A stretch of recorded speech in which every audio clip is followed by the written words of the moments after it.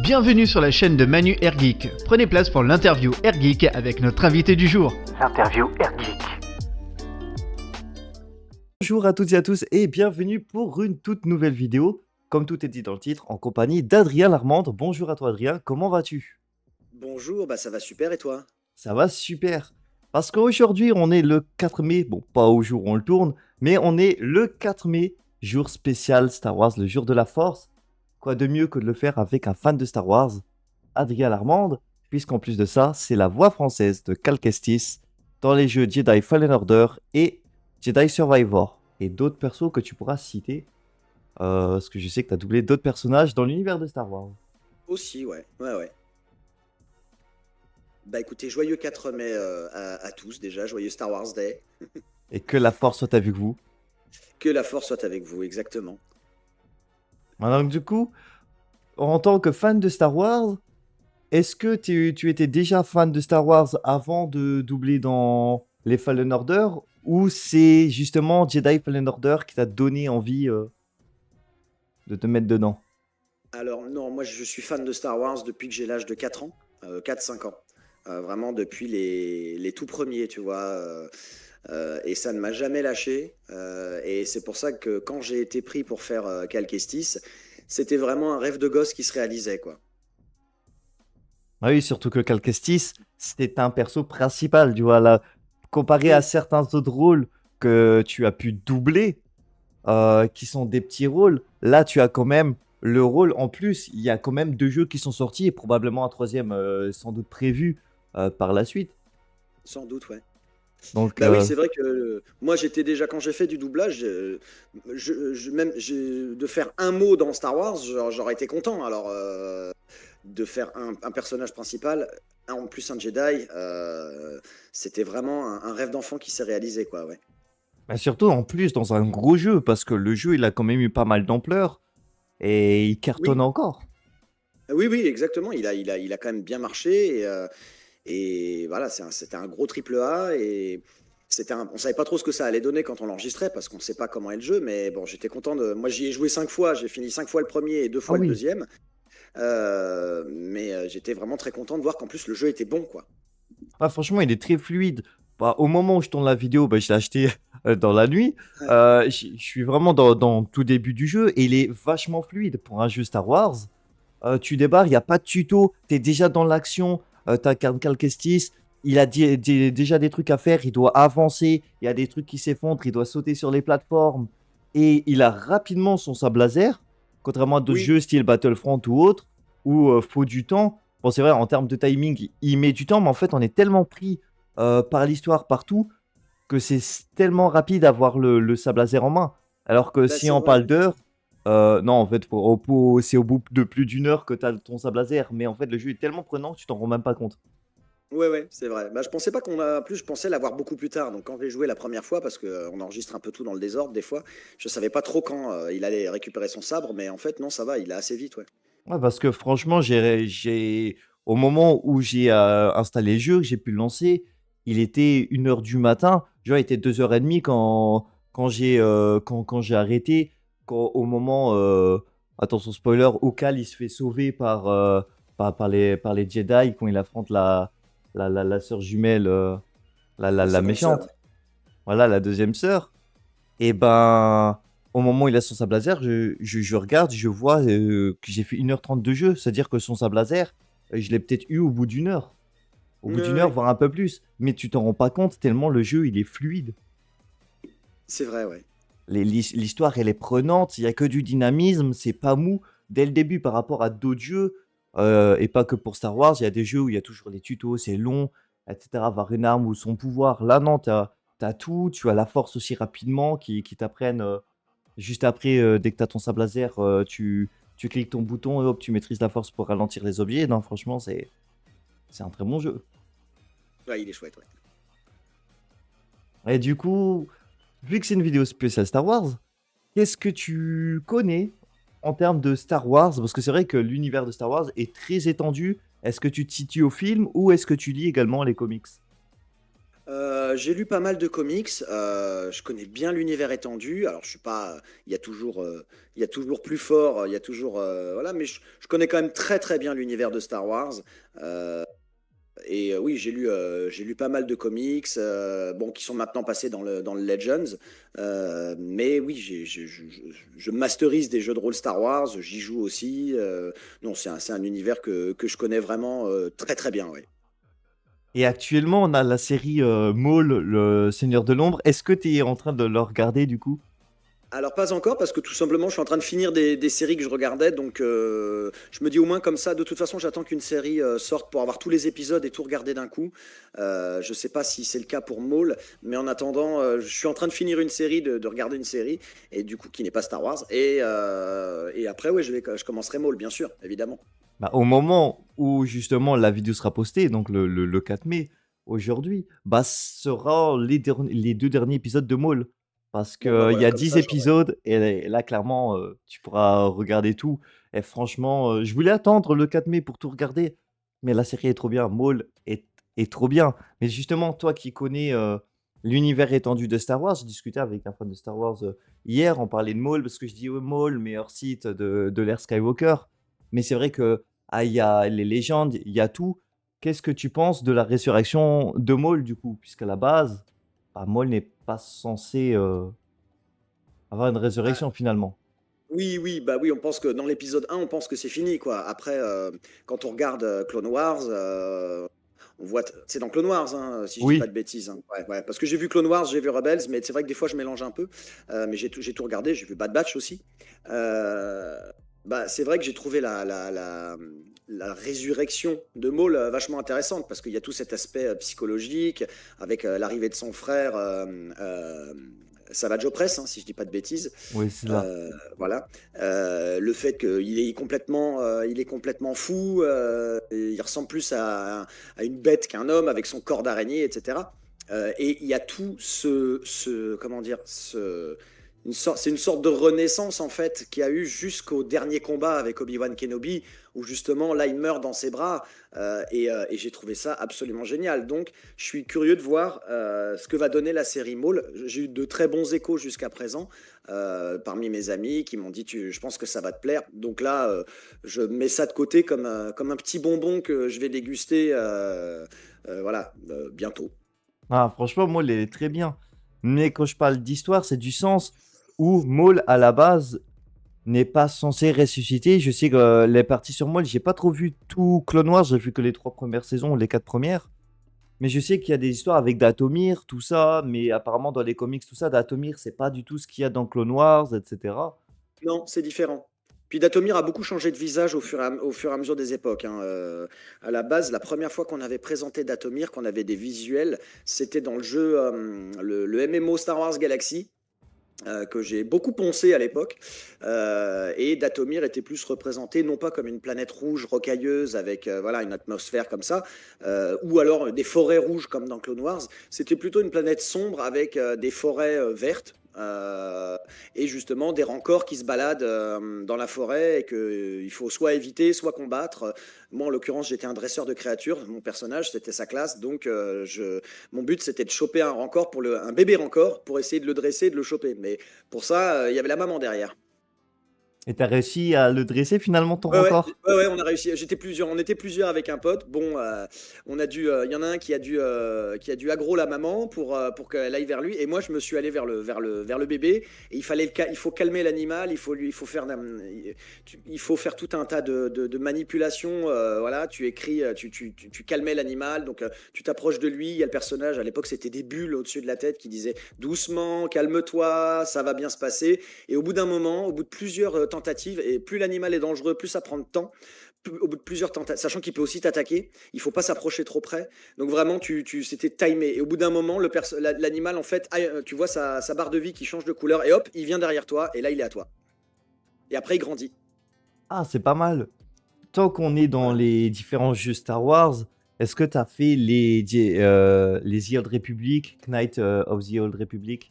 Alors, Night of the Old Republic, KOTOR, j'ai fait le premier, j'avais commencé le deuxième, mais j'ai jamais eu l'occasion de le continuer. Bien sûr, j'ai fait SWTOR, j'ai quasiment fini le jeu avec toutes les classes. Voilà, puis j'ai joué à peu près à quasiment tous les jeux Star Wars qui sont sortis, presque. Voilà, j'attends aussi beaucoup le prochain Star Wars Racer qui a l'air très cool parce que j'adore les jeux de course futuristes et c'est vrai que ça manquait. Moi j'adorais Wipeout sur PlayStation à l'époque et là et j'avais adoré aussi le premier Star Wars Racer et là ils en sortent un avec une nouvelle génération. En plus on peut jouer à plusieurs.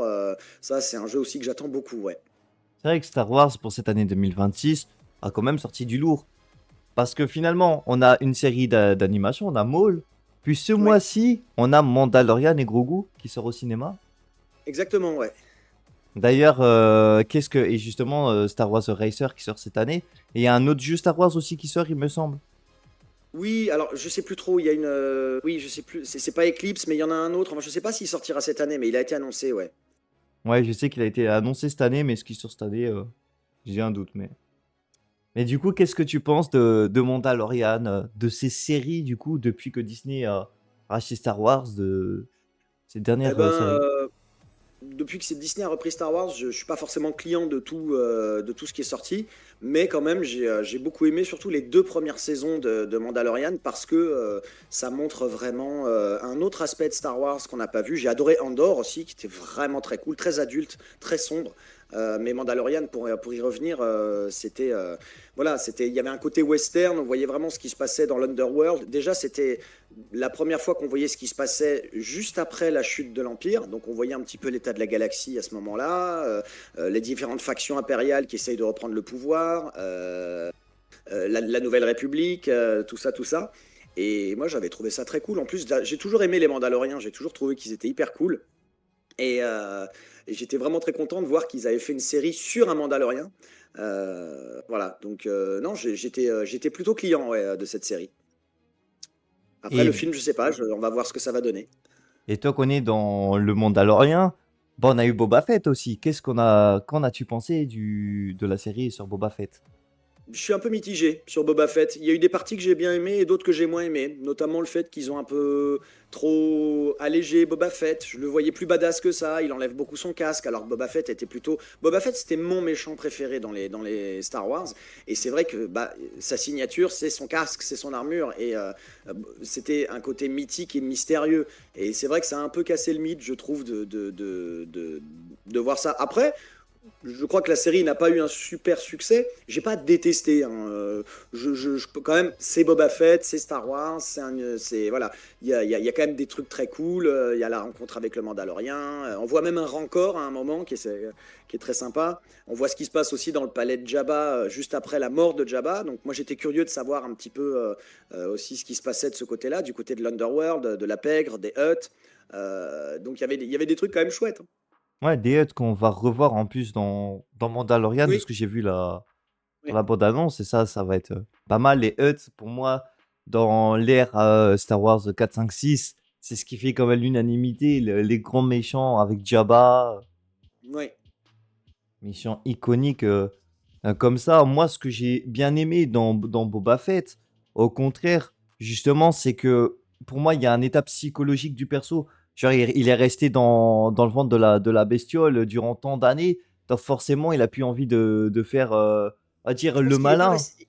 Il n'est pas resté dans le Sarlac très longtemps parce que sinon il serait mort de faim et de soif. Hein. Mais en même temps, il a quand même pris cher puisqu'il a commencé à être digéré par le Sarlac. Mais je crois qu'il a dû y rester à peine un jour ou deux hein, Ah bon? dedans. Parce que Ah ouais, dans la ouais. série, on a l'impression que ça fait plus longtemps que ça. J'ai pas l'impression. Je pense qu'il est resté longtemps chez les Hommes des Sables. C'est là qu'il a passé du temps aussi. Mais dans le Sarlac, à mon avis, tu sais, il serait mort de faim et de soif. Hein.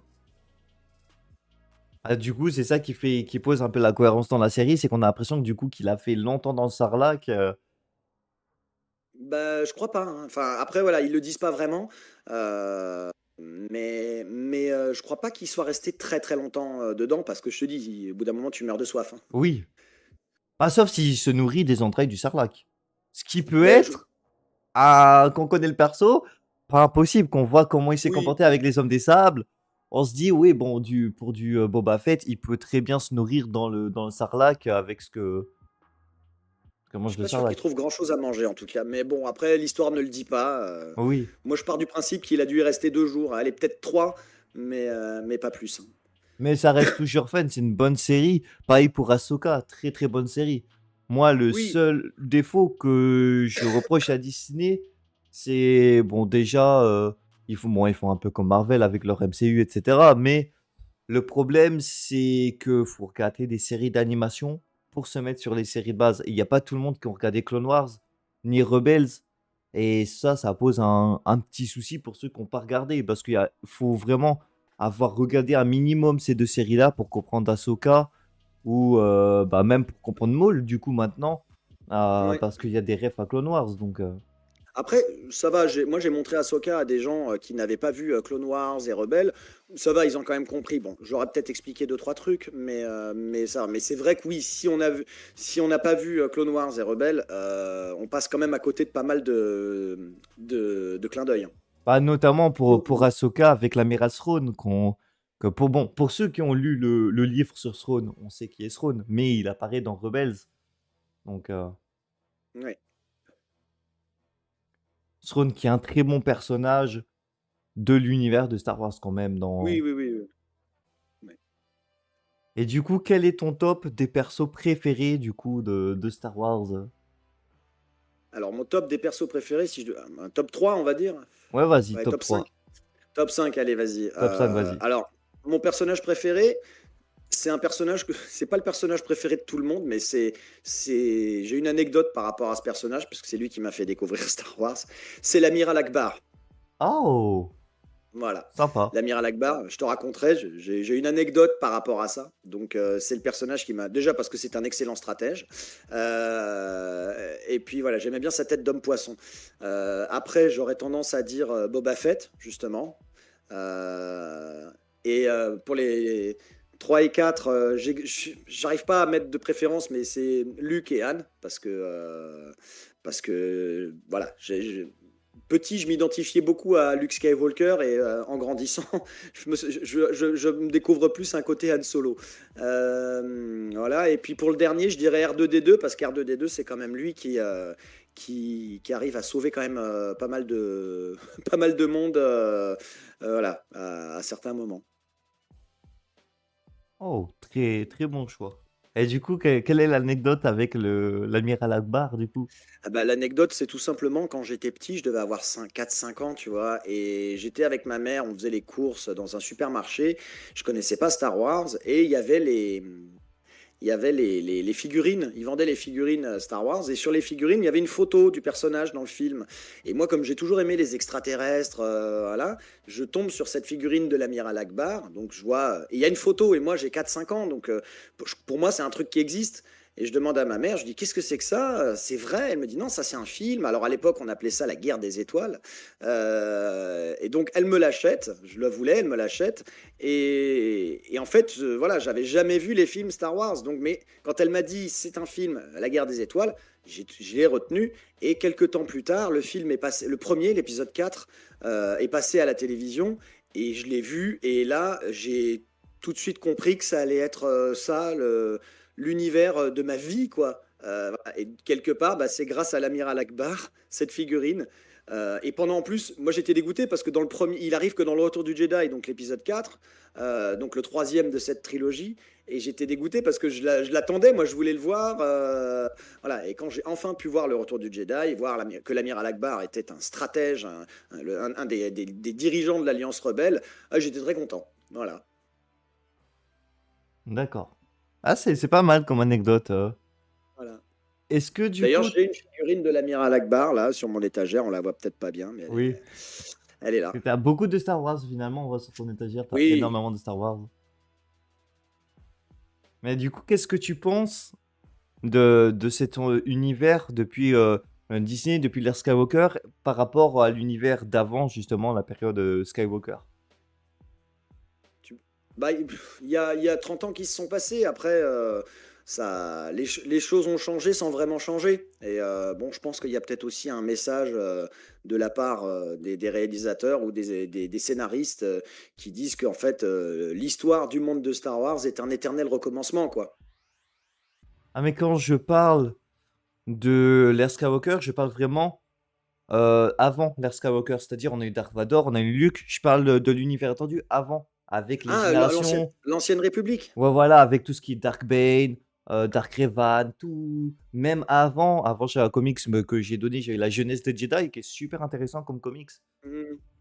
Bah, je saurais pas trop quoi te dire à propos de cet univers, mais enfin à propos de la différence.